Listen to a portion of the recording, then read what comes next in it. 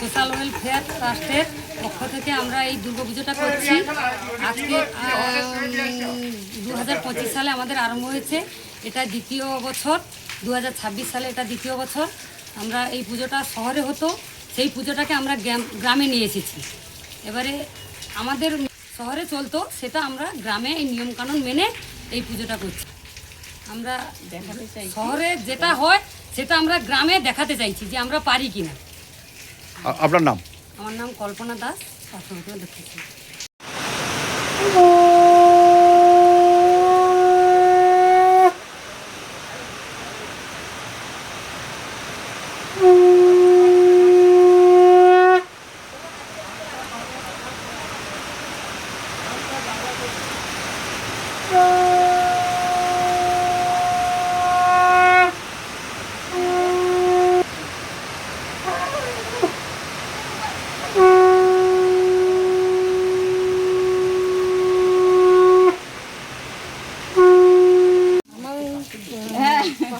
দক্ষিণ সিংহগঞ্জ social welfare ট্রাস্টের পক্ষ থেকে আমরা শ্রী শ্রী দুর্গাপূজা সার্বজনীন দুর্গাপূজা উৎসবে এসেছি।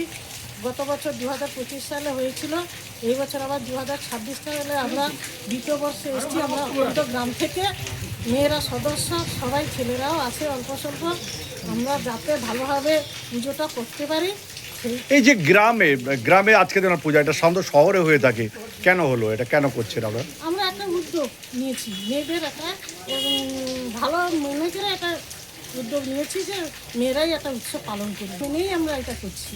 আপনার নাম? বৈশাখী উৎসব। ভাই, যেটা দেখা গেল গ্রামের প্রত্যন্ত এলাকায় ঠাকুরের মাটি দেওয়ার জন্য আপনারা হিন্দু ধর্মের রীতিনীতি মেনে আজকের সমস্ত পদ্ধতি করলেন, যেটা শহরে সাধারণত হয়, এটা কেন? এখানে এলেন এবং আপনারা দেখলাম ঠাকুরের কাঠামোটাকে পূজা করলেন, বরণ করলেন, কেন?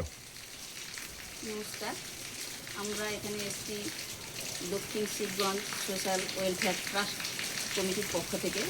আমরা গত বছর থেকে দুর্গাপূজা উদ্বোধন করেছি, 2025 এবছর দ্বিতীয় বছর হচ্ছে। মূলত এই পুজো আমাদের মহিলা কমিটি দ্বারা পরিচালিত, আর যেটা আমরা হচ্ছে মায়ের জাত, সেই কারণে আমাদের মায়াকে যেহেতু আমাদের পূজা মণ্ডপে নিয়ে যাব, তাই আমরা একদম প্রথম শুরু থেকে কাঠামো শুরু থেকে সেই আনন্দ বা সেই রীতিনীতি মেনে আমরা সেটাকে পরিচালনা করতে চাইছি। সেই কারণে আমরা আজকের প্রথম মাটি দেওয়া যে নতুন রীতিনীতি, সেই নিয়ম মেনে কাজ করছি। আপনার নাম? আমার নাম মঞ্জুশ্রী মাইতি, আমি একজন কমিটির সদস্য।